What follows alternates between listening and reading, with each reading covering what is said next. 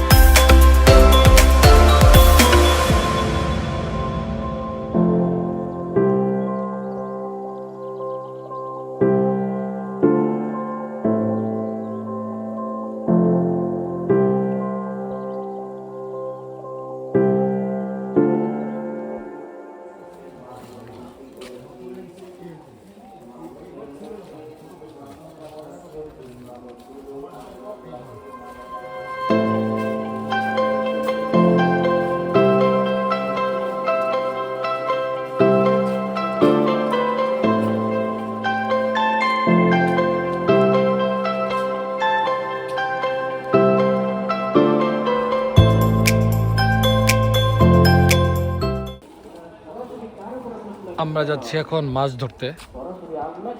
মাছ ধরবো বিলাল ভাইয়ের সাথে, বিশিষ্ট জেলে।